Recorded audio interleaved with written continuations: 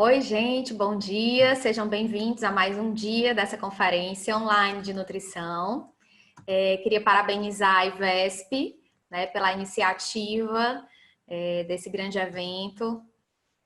Me chamo Caroline Mota, eu sou nutricionista, clínica, esportiva e funcional.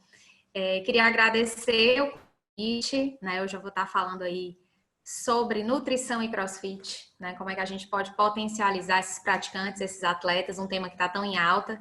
Espero que hoje eu consiga ajudar vocês de alguma forma. Deixo aí também minhas redes sociais, né, para vocês seguirem e a gente poder continuar esse contato. Se tiverem alguma dúvida também fico super à disposição. Então, vamos seguir aqui, começar primeiro com o que é o CrossFit, né, gente?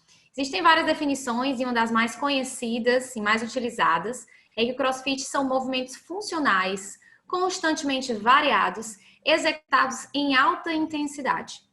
Ele foi criado pelo Greg Glassman, atualmente é considerado uma marca, né, conhecida já no mundo inteiro. Ele é um ex-ginasta. Quando criança, ele foi diagnosticado com poliomielite, e isso fez com que ele buscasse novas condições de capacidade, condicionamento e força. Ele foi aumentando essa demanda, né? E aí acabou que não conseguia mais dar aulas de forma individual, isso foi crescendo, e ele viu que essas aulas em grupo tanto poupava a questão do tempo, como incentivava a turma como um todo, né? E aí o CrossFit, ele tem essa ideia fitness, né, como chamam, que é a busca pela saúde e capacidade física independente da idade.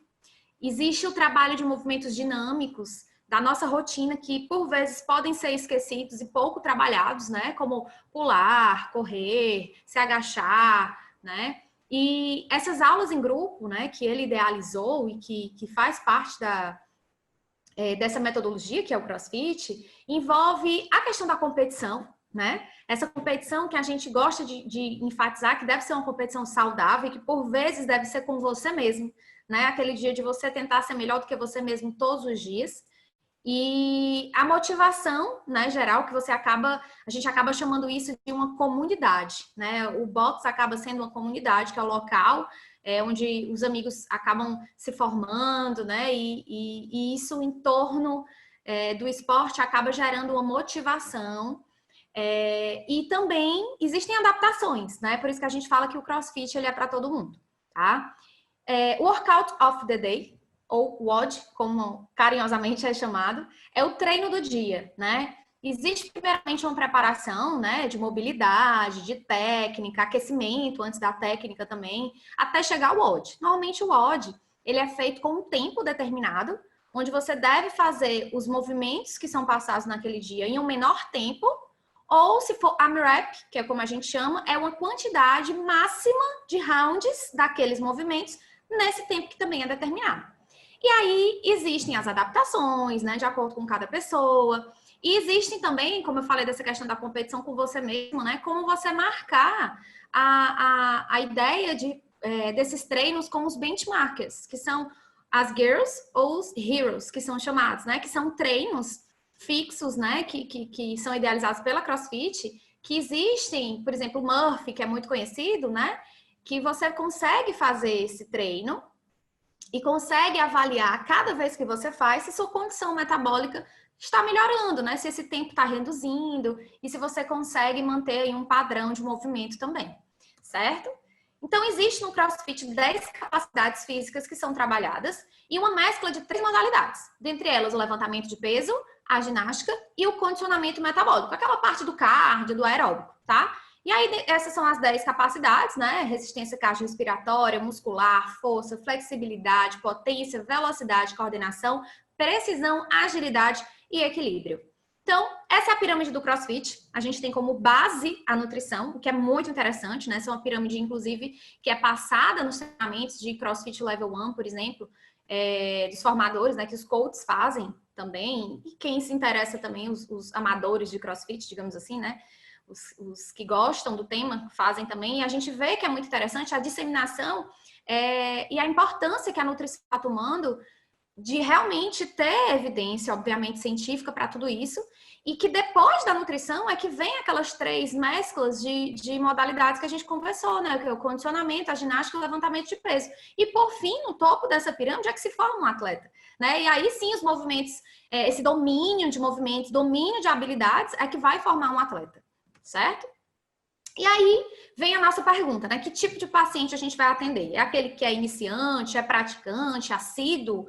É aquele atleta, mas ele é um atleta competidor, ele é um atleta profissional que vive daquilo, né? E tem a vida em função daquilo. O objetivo da pessoa, né, do paciente que nos procura é saúde, é estética, é performance. Qual é o tipo de treino? Né? Ele faz planilha, ele tem um treinador, ele faz treino extra. Existe uma frequência, qual é o horário, a duração? A questão das sessões, né? Muitas vezes existe uma divisão de sessões de 2 treinos ao dia, enfim. E a gente precisa ter essa sensibilidade, criar esse vínculo com o paciente para que ele tenha total sinceridade para a gente entender a intensidade desse treino. E aí o papel do nutricionista, gente, dentro desse padrão que é considerado, né, o CrossFit, é melhorar as capacidades físicas através da potencialização das respostas adaptativas ao exercício por meio de nutrientes.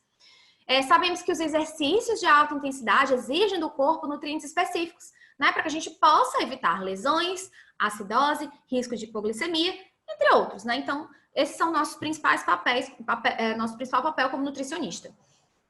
Se você quer um desempenho de primeira categoria, você precisa de combustível de primeira categoria. Então, eu adoro essa frase, fala muito em relação à sua dedicação com a alimentação, né? Não adianta o paciente chegar frustrado dentro do nosso consultório porque não atingiu tal resultado, seja de estética, seja de performance, enfim, se a gente não deu para o nosso corpo aquilo que era necessário para que ele possa nos retribuir.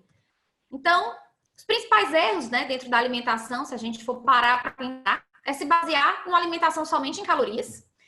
O medo, né, que esses pacientes têm de gordura e de carboidrato, nessa carbofobia que está muito alta, e o exagero no consumo de proteínas sem necessidade, dietas restritivas, mal distribuídas, o comprimento da alimentação somente na semana e acaba desregrando bastante no final de semana, né? E a gente sabe que o final de semana já é um momento que normalmente, pelo menos aqueles que são iniciantes, não tem uma rotina de treino, então o gasto energético daquele dia já é reduzido. E aí se a gente compensa com alto consumo, já fica um pouco mais desequilibrado, né? E mais distante do objetivo. Beber pouca água e não consultar um nutricionista. Então, tudo isso, gente, é ligado à individualidade metabólica, tá? E o que é que limita a performance desse atleta, né? Ou desse praticante? Fatores metabólicos induzidos pelo CrossFit podem ser, sim, piorados quando há desequilíbrio nutricional. Então, acidose, fadiga que é precoce, né? Em vez dele aguentar um tempo maior dentro desse treino, ele fadiga antecipadamente. Existe um maior índice de lesão, desequilíbrio gastrointestinal também pode acontecer, deficiências de uma forma geral, sistema imunológico comprometido, né? Então, a gente sabe que dependendo da intensidade desse treino, por si só, ele pode ser induzir baixa de imunidade, obviamente, como eu falei, depende da intensidade, tá? Dependendo da intensidade desse treino, ele pode melhorar a nossa imunidade. Mas se ele tá sem um aporte endógeno, oxidante adequado, sem o consumo adequado de nutrientes e com alta carga de treino, isso descompensa, né? E acaba, sim, fazendo a imunossupressão. E aí, essa junção, né, das modulações nutricionais e adaptação no treino, existe um benefício nisso, né? O que a gente consegue melhorar com a nutrição? Bom, primeiramente a biogênese mitocondrial. A mitocôndria é a nossa maior organela de produção de ATP, né, de geração de energia. O aumento, no caso, da produção de ATP e eficiência aeróbia, junto com a nutrição, também conseguimos melhorar a oxidação de gordura, a redução dessa fadiga lática, o aumento da tolerância do esforço, modulação do processo inflamatório que acontece após o treino, né? Recuperação e redução de dores tardias, controle antioxidante e melhora do foco e disposição. Então, aqui a gente vê algumas vias de produção energética, né? Se a gente relembrar um pouquinho, existe aqui a glicólise anaeróbia, né? Essa glicose anaeróbia, ela não necessita de oxigênio para acontecer, né? É uma via anaeróbia, não dependente de oxigênio, que acontece no citoplasma, ou seja, ainda não na mitocôndria. Porém, a gente não produz muito ATP e nem consegue passar muito tempo em um exercício predominantemente anaeróbio, porque existe uma formação maior de lactato. E a gente sabe que esse lactato, existe um limiar de lactato que pode levar à fadiga, né? E, além disso, também temos via de creatina fosfato, que também é uma via mais de rápida utilização, né, para exercícios de curta duração e rápida explosão. E a gente tem essa creatina fosfato também de forma anaeróbica, sem necessidade de oxigênio. Se a gente entra aqui na parte do acetil-CoA, né, que se a gente, esse piruvato vira acetil-CoA através da entrada dessa mitocôndria, ou então se esse acetil-CoA vem lá da beta-oxidação, ou então da gliconeogênese através dos aminoácidos, né, dependendo de como tiver aí essa carga de reserva energética nossa, esse acetil-CoA pode entrar lá no ciclo do ácido cítrico, que acontece internamente na mitocôndria, e aí sim a gente consegue gerar um ciclo de energia dependente de oxigênio, de forma aeróbia, e temos também a fosforilação oxidativa, a cadeia transportadora de elétrons, que acontece ali na parede mitocondrial, tá? E aí a gente tem a formação de radicais livres, né? Enfim, dependente inclusive de coenzima Q10, nossa querida CoQ10. Então isso aqui é só para mostrar um pouquinho das nossas vias de produção energética e que o CrossFit, ele tem uma mescla da aerobiose e da anaerobiose. Então a gente vai ter que trabalhar com uma alimentação e uma suplementação que consiga beneficiar essas duas vias, tá bom? E lembrar, obviamente, né, da importância da mitocôndria para a continuidade dessas contrações musculares. A intensidade aumenta, gente, em torno de 75 do VO2 máximo, o metabolismo de gordura é inibido e aumenta a utilização de carboidrato. A utilização de gordura é máxima na intensidade moderada, tá? E efeito poupador de glicogênio, ele pode acontecer, o que é excelente, né, para que a gente consiga aumentar essa tolerância ao esforço. Ela é dependente do nível de treinamento desse indivíduo, do volume mitocondrial, né, de como é que está a saúde mitocondrial, muscular principalmente, e da combinação dietética. Aí vem uma pergunta que não quer calar, né? Aquela pergunta que a gente tem que se indagar sempre e ter o olho aberto aí para conseguir mesclar a teoria e a prática, tá? Se esse paciente ele tiver uma disfunção mitocondrial, né? A gente sabe que a disfunção mitocondrial vai levar a uma redução na produção de ATP, né? Então, é um paciente mais cansado, é um paciente que não tem uma atenção com a alimentação, é um paciente que reclama de performance, enfim, é um paciente que não é treinado, que não tem memória muscular, que foi sedentário por muito tempo. Então, tudo isso a gente precisa lembrar que a gente precisa ter uma atenção ainda maior com nossa mitocôndria. E por quê, Carol? Porque a gente viu que somente o metabolismo anaeróbio, ele não vai ser suficiente para a condição de aumento de performance. Então, aqui a gente tem esse artigo que é excelente, que eu acho essa gravura muito bacana para se estudar a questão do entendimento das vias metabólicas, né? Então, a gente tem aqui a glicose 6-fosfato virando piruvato, e aí a gente tem piruvato virando acetil-CoA. Aqui a gente tem a membrana mitocondrial, gente, tá? E aí, depois desse piruvato virando acetil-CoA através da piruvato desidrogenase, a gente sabe que tem a entrada do ciclo do ácido cítrico. Só que isso é dependente de oxigênio e dependente da quantidade mitocondrial que aquele indivíduo tem, certo? E aí existem vários outros fatores e cofatores também que são necessários, né? A própria carnitina, carnitina palmitoiltransferase 1 e palmitoiltransferase 2, que são os transportadores, né, desse ácido graxo aqui para a nossa beta-oxidação, que também faz formação de ATP, acetil-CoA, que também pode entrar no ciclo do ácido cítrico. Tá? Então, a importância aqui da gente avaliar se existe disfunção mitocondrial nesse paciente. Aqui também mostra, gente, ó, se a gente olhar, também tem a creatina fosfato, né, que a gente viu lá também, tá certo? Só para deixar bem claro. Aqui é a cadeia transportadora de elétrons, ok? E aí, algumas dicas de ouro, que vocês devem também prestar bastante atenção, né? Adequar a ingestão calórica de macronutrientes de acordo com a periodização do treinamento. Gente, cada pessoa, né, atleta, na realidade, existe uma planilha de treino, e existe uma sequência de fases, de macrociclos, microciclos, né, para essa periodização, né? A gente sabe quais são as competições que esse atleta vai passar durante o ano, a gente tem como fazer esse planejamento de acordo com cada período, né? Existe uma periodização de treinamento junto com a periodização nutricional, é importante alinhar esses dois objetivos. Manter a composição corporal adequada, mantendo a força para os exercícios de LPO, que é o levantamento de peso olímpico, e a agilidade dos movimentos ginásticos de endurance. O que é que isso quer dizer? Esse paciente nem pode ter um peso muito baixo, que comprometa a questão muscular dele, né? Desse levantamento de peso, de bater PR, né? De repetições máximas. E também não posso ter um peso muito alto que venha comprometer os movimentos ginásticos de levantamento do próprio corpo junto às barras fixas ou através da agilidade de corridas, de movimentos que precisam ser mais rápidos, né? Então, a gente precisa alinhar um peso que o paciente se sinta bem para ter condição metabólica e condição também de força, tá? Garantir recuperação e suporte imunológico para os treinos diários. Não introduzir nada de novo para a competição, né, gente? Essa alimentação e essa suplementação também precisam ser treinadas. Suplementar com fundamento em cada etapa, né? Uma vez que a gente coloca um suplemento, não significa que ele vai precisar sempre que eu vou praticar CrossFit minha vida toda, eu preciso usar esse suplemento teoricamente todos os dias, sempre, em todos os períodos? Não, né? A gente vai avaliar isso daí também.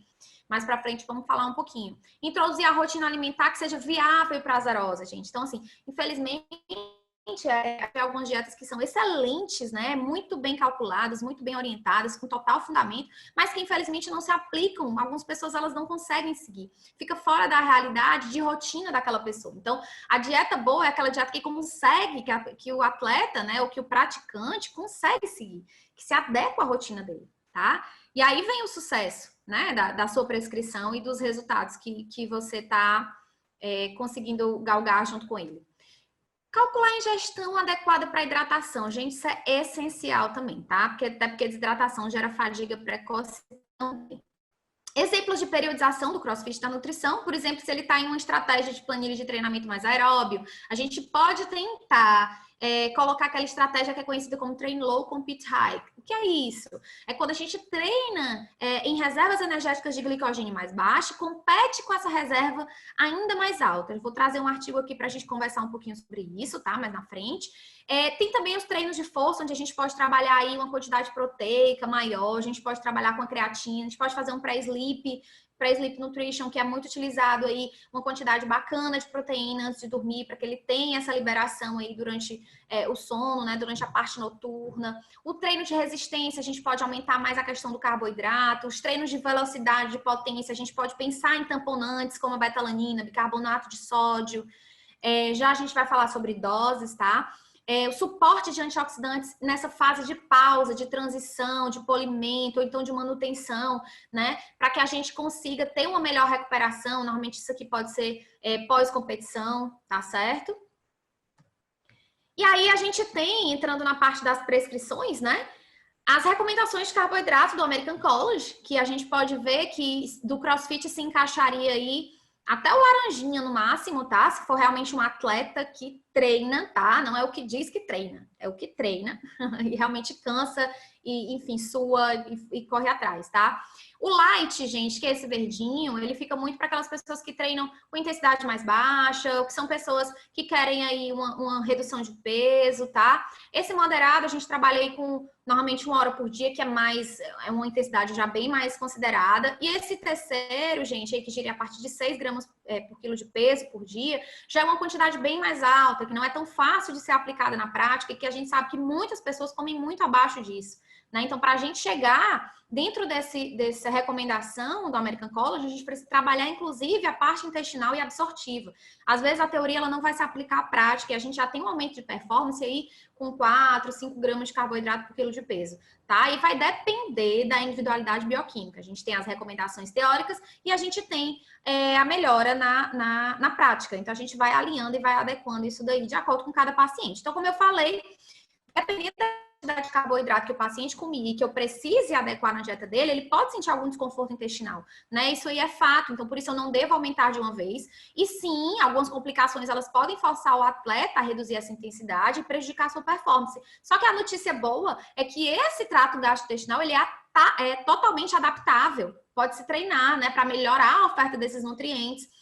E durante o exercício, melhorar a questão desses sintomas, como náuseas, flatulência. E aí, através da melhora do esvaziamento gástrico, né? A gente pode fracionar mais essa alimentação durante o dia, né? Depois deem até uma lidinha nesse artigo que é bem interessante. Melhorar a absorção intestinal, né? Tratar desbiose, melhorar o conforto estomacal, a utilização de algumas enzimas digestivas naturais também são bem interessantes, bromelina, papaina.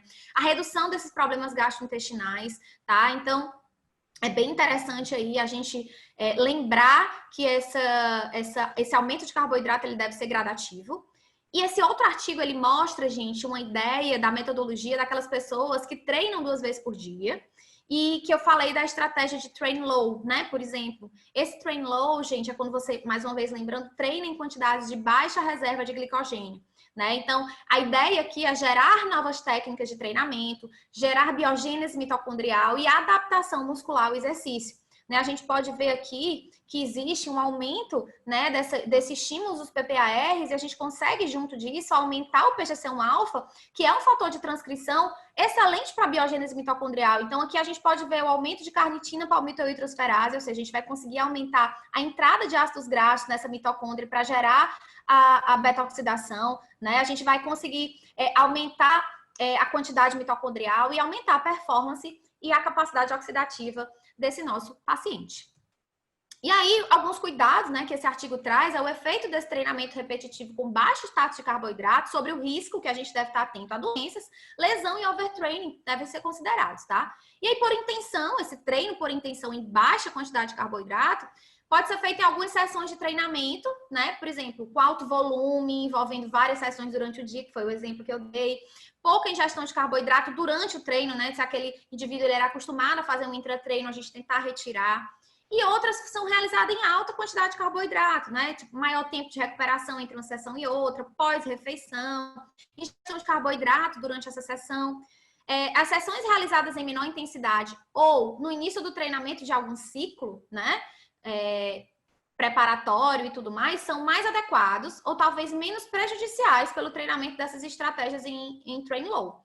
E essas intensidades mais altas ou na transição para os melhores picos de competição deve ser realizado com suporte de combustível adequado, tá? E aí, se a gente olhar, o padrão ouro realmente é uma periodização de carboidrato, né? Então, a gente viu que existe uma periodização e que, sim, essa periodização de carboidrato, ela vai melhorar tanto a oxidação de gordura como a oxidação de carboidrato. E aí, essa capacidade oxidativa fica bem mais otimizada. Se a gente pensar no intratreino, né? Aquele paciente ali que não treina muito, que treina 30 minutinhos, que está iniciando, ou que ele tem aí um treino um pouquinho mais de 30 minutos, 30 a 45, eles interrogam aqui a questão da intensidade, né? Porque às vezes se a performance for o objetivo, existe uma ciência de se utilizar uma pouca quantidade de carboidrato durante aquele período. Mas a literatura mostra mesmo que essa suplementação ela é mais comum a partir de 1 hora de treino, tá? Onde se existe uma recomendação de 30 a 60 gramas,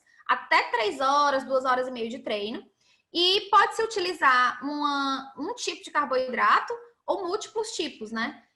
Dentro desse período até 2 horas e meia. A partir disso, gente, a recomendação já pode mudar para 90 gramas por hora e não pode se utilizar mais do que 60 gramas por hora de um mesmo carboidrato. Então, se a gente está utilizando 90, a gente tem que utilizar uma quantidade múltipla, né? Glicose, frutose, porque a gente sabe que existe aqui, como vocês podem ver, carreadores diferentes, formas absortivas diferentes. Então, se eu tenho uma glicose dependente de SGLT1, que é dependente de sódio, que é o transportador de glicose, lá para dentro do enterócito, e a GLUT2, que é do enterócito para o sangue. Mas, de outra forma, a frutose é absorvida através do transportador GLUT5 e o GLUT2 do enterócito para o sangue. Então, se a gente tiver uma saturação desse SGLT1 e tiver frutose dentro dessa solução de carboidrato intratreino, eu não vou parar de dar esse carboidrato para o meu paciente. Então, vai conseguir que exista uma absorção ainda de outro tipo de carboidrato, que a gente continue dando energia para esse paciente, certo? Então, a mescla, ela é estimulada quando existe uma quantidade maior do que 60 gramas por hora. E principalmente quando existe um treino aí mais longo, certo? Que muitas vezes, gente, para deixar bem claro, não é algo muito real do CrossFit, tá? O CrossFit ele vai ir no máximo até 2 horas e meia de treino mesmo, e a gente faz uma utilização de 30 a 60 gramas de carboidrato por hora. Mas caso exista, né, um paciente que tem outros treinos, que, enfim, faça um longão de corrida associado aí a essa planilha, a gente tem como utilizar e é importante a gente saber como é que funciona essa absorção e essa recomendação de carboidrato no intra-treino. E após o treino, gente, se a gente quiser realmente uma performance, uma reposição rápida de glicogênio, é recomendado de 1 a 1,2 gramas por quilo de peso durante essa fase de recuperação imediata. E que continue com bom consumo aí pelo menos nas 4 a 6 horas posteriores ao treino. Entendido o carboidrato? A gente vem para a proteína, né? E mais uma vez eu lembro que as pessoas estão realmente com um consumo normalmente desequilibrado entre carboidrato e proteína, né? Onde elas dão mais preferência à proteína. Obviamente, existe essa importância, mas a gente precisa ter um equilíbrio. Aqui o artigo mostra é que quantidades boas, elas podem variar de 1,3 a 1,7, são quantidades consideradas para manutenção de peso, né, também, ou para ganho também. E ele fala aqui, gente, que a quantidades acima de 2,5 gramas por quilo de peso não oferecem vantagens, né? E a gente pode ver também mais um artigo falando que essa proporção de 1,6 a 2,2 é a melhor opção para se trabalhar, certo? Então, se a gente tem uma pessoa que quer hipertrofia, a gente já pode chegar aí mais para o 2,2, a gente quer uma manutenção de peso, já pode chegar mais perto de 1,6, tá? E aí, dependendo da saciedade que você quiser trabalhar, também já aumenta mais um pouquinho. Mas aí, mais uma vez, ele mostra que acima disso não existe ganho muscular, tá certo? Então, vamos ficar aí no máximo entre 2,2 e 2,5 de proteína por quilo de peso ao dia.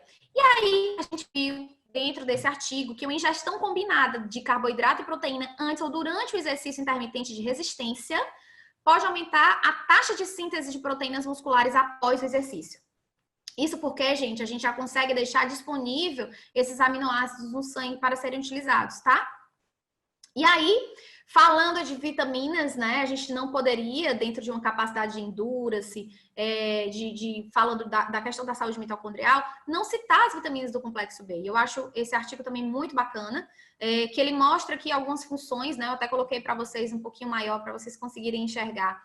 A vitamina B2 e B3, ela é importante aqui para a formação, inclusive, do óxido nítrico, tá? Para essa melhora de perfusão sanguínea. A gente tem as vitaminas do complexo B aí, na questão da saúde mitocondrial, né, como cofatores do ciclo do ácido cítrico.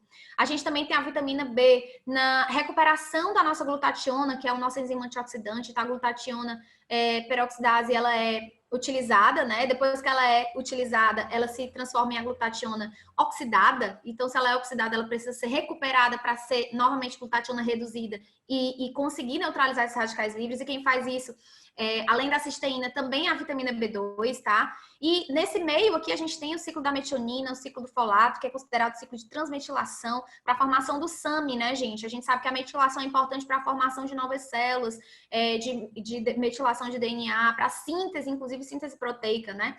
Formação de novas células, novas moléculas. Então, a replicação depende desse ciclo. E olha o tanto de vitamina B, né? B2, B6, B9, B12, tudo isso daqui é muito importante para a replicação, para perfusão sanguínea, para a saúde mitocondrial, para a saúde antioxidante. Então, muito bem colocado aí a questão da vitamina B de uma forma geral, tá? Complexo B.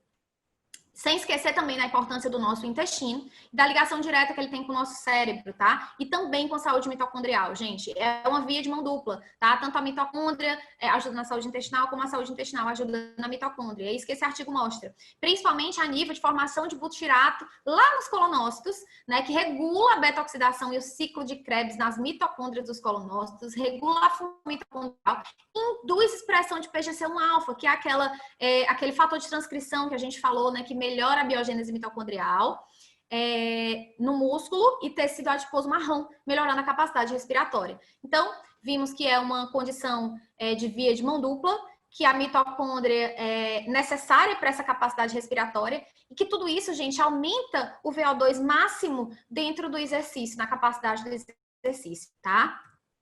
E aqui, o artigo traz essa figura, né, para a gente entender melhor. Biogênese, fosforilação oxidativa melhorada, oxidação de ácidos graxos melhorado, isso tudo melhora o consumo de oxigênio, melhora a performance, a resistência à fadiga, a manutenção da velocidade durante aquele treino. Então, a importância do intestino também para a performance dentro do CrossFit. E aí, isso é uma resposta de adaptação do treino, se a gente consegue combinar esse aumento de produção de butirato a nível intestinal com a estratégia de redução de glicogênio muscular, que a gente falou lá também do Train Low, né?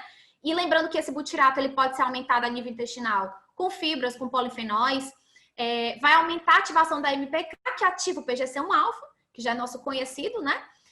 Para aumentar a biogênese mitocondrial. Gente, isso diretamente vai aumentar o ganho de performance. Só lembrando que a performance ela não consegue ser... não consegue ganhar a performance de um dia para a noite. Então, a performance ela é construída. É assim como a imunidade da gente. A gente constrói a performance de forma crônica. E isso é uma das adaptações que a gente consegue fazer. Tá certo? E aí vem a importância dos probióticos no esporte também. Então, a microbiota intestinal saudável, ela regula a resposta adaptativa ao exercício e à atividade física. Os atletas, eles são expostos a exercícios de alta intensidade, que também é o caso do CrossFit, principalmente durante eventos exaustivos, prolongados, eles apresentam aumento dos sintomas gastrointestinais, como diarreias, cólicas, náuseas. Isso pode acontecer, gente, com mudança de intensidade, com mudanças de esporte, né? Isso tudo é muito visto na literatura. E aí, a gente pode utilizar o probiótico para poder justamente ter um equilíbrio aí dessa microbiota intestinal.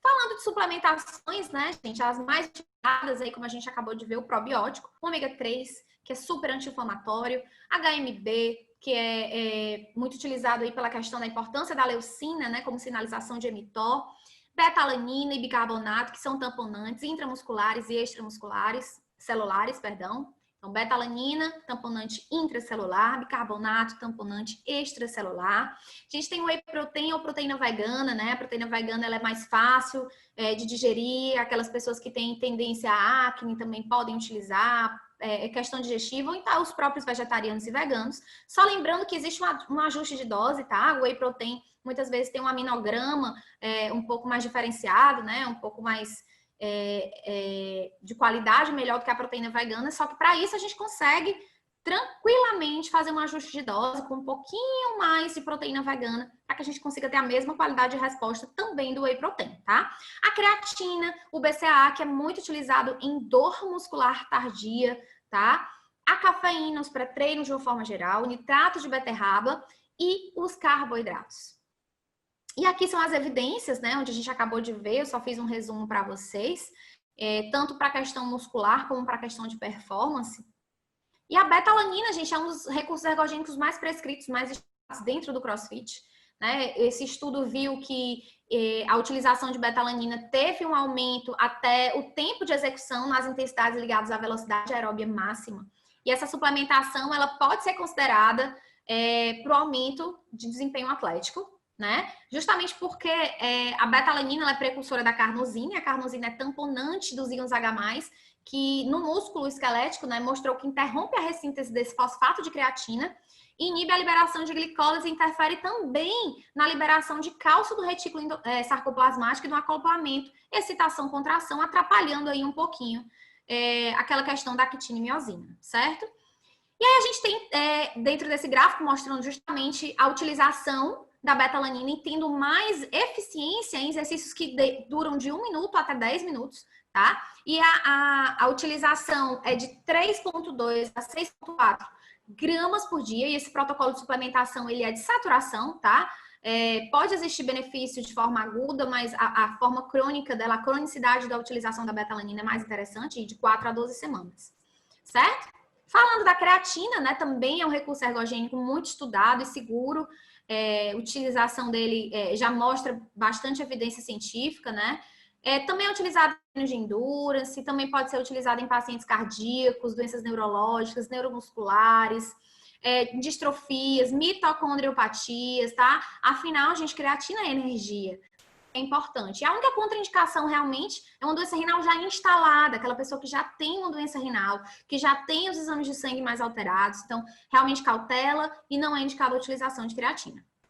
E aí, a gente tem a fosfocreatina, né, que atua como uma reserva imediata de combustível para refosforilar o difosfato de adenosina, que é o ADP. E aí, a gente tem justamente essa contração. O ATP contrai, libera o ADP mais o fosfato, e a creatina fosfato, né, vai lá e consegue doar um fosfato para o nosso ADP, que se transforma novamente em ATP, e isso acontece através da creatina para a fosfocreatina com a nossa enzima conhecida como creatina quinase. Então, gente, a creatina ela é muito importante para o estado de hidratação intramuscular, certo? Intracelular. Realmente existe uma hidratação, né? Que as pessoas têm medo de tomar creatina, com medo que vão aumentar de peso. Isso pode acontecer, tá, gente? Justamente porque não é um edema, não existe um acúmulo de hidratação extracelular, onde se caracteriza aquele cacifo, né? Onde se caracteriza aquele inchaço patológico. Né? É um inchaço fisiológico através da hidratação da creatina para melhora justamente do aumento e da sinalização de síntese proteica. Isso vai melhorar a intensidade do treinamento, vai ter um início mais retardado dessa fadiga. Isso tudo vai melhorar o desempenho muscular de curta duração. É uma contração energética rápida, certo? Em exercícios de alta intensidade, principalmente. Então, existe a suplementação aguda, que ela pode ser feita de 5 a 7 dias, com a utilização de 20 gramas ao dia, normalmente em 4 tomadas de 5 gramas. Ou em suplementação crônica, que ela é feita a partir de 4 semanas, já existe uma boa eficiência, né? E até 12 semanas, onde se utiliza 3 a 5 gramas por dia. Lembrando que é interessante e importante se consumir junto com a refeição que tenha carboidrato, proteína, e não importando tanto o horário que essa creatina vai ser consumida, né? De preferência, ela pode ser pós-treino, mas o mais importante é que ela seja utilizada em uma refeição que contenha carboidrato, principalmente, certo? E aí esse artigo também é muito interessante, mostrando justamente aqui a hidratação muscular, esse crescimento muscular, tá? Através de alguns suplementos, alguns a gente até falou, né? Arginina, a citrulina, que melhora bastante aí a questão da perfusão sanguínea, tá? Nitrato, outros antioxidantes, melhorando aí a vasodilatação, a betalanina e a creatina aí melhorando a questão também da produção de energia. E a gente tem a creatina e a betaína fazendo aí essa hidratação, e junto com essa hidratação a gente tem, gente, uma hipertrofia, né? Uma sinalização para o aumento de síntese proteica e redução de quebra, tá? Muscular. Esses são os estudos com atividades intervaladas que se assemelham aí ao CrossFit, que é um HIIT, né? É uma atividade intervalada também. E aí temos a cafeína, a creatina, o nitrato, betalanina e bicarbonato, mostrando a evidência e a eficácia, né, da utilização desses suplementos a nível de exercícios intervalados no esporte. E a hidratação, gente, a hidratação, como eu falei, ela é muito importante, tá? Dependendo aí do desempenho desse exercício de resistência, dessa desidratação, eu posso diminuir o número de repetições, eu posso aumentar o esforço, né? Justamente porque a gente vai ter um sangue aí um pouco mais desidratado, mais viscoso, isso vai aumentar bastante a frequência cardíaca, o coração vai bater mais rápido para tentar compensar essa circulação sanguínea, né? E isso vai gerar uma falha precoce, então ele não vai conseguir realmente ter uma distribuição de oxigênio correta, de nutrientes correta, tá? Então, muito importante calcular pelo menos aí 40 ml por quilo de peso, no mínimo 35, podendo chegar até 45 ml por quilo de peso, tá? Sono, gente, importantíssimo, descanso, né? A melatonina, leptina, grelina, GH e cortisol são os hormônios que eu queria falar com vocês hoje, né? Trazer que a melatonina, além de tudo, ela também é considerada antioxidante. A leptina e a grelina, que são hormônios da fome e da saciedade, precisam estar em regulação se a gente não tem um sono correto. Elas vão estar desreguladas, aí eu posso ter uma sinalização errada da fome e da saciedade, posso ter um aumento por desejo de doce, aumento da sensação de fome. O GH, que é o hormônio do crescimento, importantíssimo aí para a questão do anabolismo, né? O cortisol, que ele é importante para acordar, para despertar a gente, que em níveis ideais ele nos deixa alerta, mas que em descompensação de sono, infelizmente, não existe um equilíbrio ideal, e esse cortisol ele pode levar a atrofia, né? Na verdade, a quebra muscular. Ok? Falando sobre estresse oxidativo, né, gente? A gente sabe que o exercício, ele induz o estresse oxidativo. E esse estresse oxidativo considerado agudo, ele é necessário para o ganho de performance, tá? Porém, quando existe um desequilíbrio, quando existe uma estimulação desse estresse oxidativo e não neutralização desse excesso de radical livre, pode acontecer lesões musculares e fadiga constante.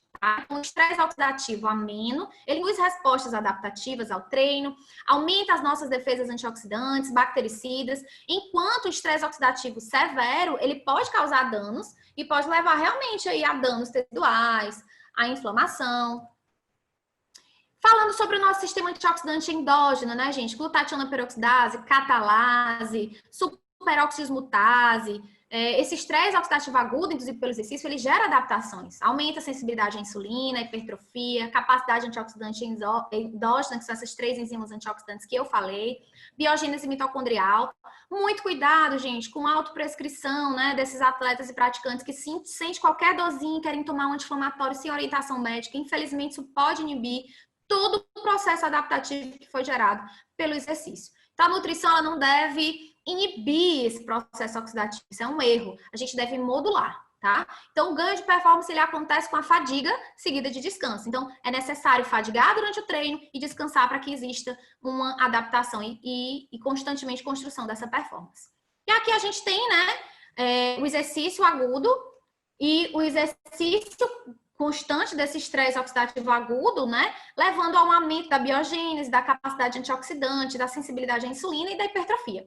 Um alerta muito importante, gente, atenção, a regulação positiva das enzimas antioxidantes endógenas após o treinamento de resistência é bloqueada pela suplementação antioxidante exógena, ou seja, vitamina C, por exemplo, tá? Então, você prescreveria antioxidantes suplementares isolados ao seu paciente atleta? Aquele que visa performance e adaptações do treino? Quando você usar de forma aguda esses antioxidantes, existe sim uma forma de se utilizar, tá? De benefício. Que é, por exemplo, 2 semanas antes do período competitivo, pois nessa fase a prioridade não é tanta adaptação, né? Ele não quer, eu vou melhorar minha performance 2 semanas antes. Não, ele já trabalhou a performance dele até aí. Então, eu quero mesmo recuperação. Então, se eu quero recuperação nesse período, pode ser benéfico, tá? E é pontual, uso pontual nessas semanas. Imediatamente antes ou durante o exercício pode retardar a fadiga e acelerar a fase de recuperação, que é o que eu quero nesse momento. Fora desse período, não é interessante usar de forma isolada para não inibir as adaptações. Como a gente viu, que adaptações são essas? Sensibilidade à insulina, biogênese mitocondrial, hipertrofia principalmente. Então, esse artigo, gente, traz em resumo o quê? Que a administração aguda de antioxidantes imediatamente antes ou durante a sessão de exercício pode ter efeitos benéficos, como atraso no início da fadiga e redução no período de recuperação. Mas a administração crônica desses suplementos antioxidantes pode prejudicar as adaptações ao exercício e é benéfica, vamos lá, apenas em uma situação, quando os indivíduos possuem níveis basais baixos de antioxidantes, né? São aquelas pessoas que não consomem muitas frutas e verduras, que têm deficiência de nutrientes, nesse caso pode ser justificado, tá? E aí a gente tem aqui altas doses de vitamina C e vitamina E, fazendo a neutralização de radicais livres, porém, infelizmente, a neutralização desses radicais livres não me permite ter uma adaptação, por exemplo, do estímulo do NRF2, que vai aumentar aqui, ó, glutationa peroxidase, mutase, tá certo? Então, existe uma fisiologia de melhora de enzimas antioxidantes endógenas na nossa produção através do treino de resistência, né? E se a gente dá a utilização de forma isolada desses suplementos exógenos, a gente bloqueia essa adaptação, tá? E a síntese proteica e também sinalização de mTOR.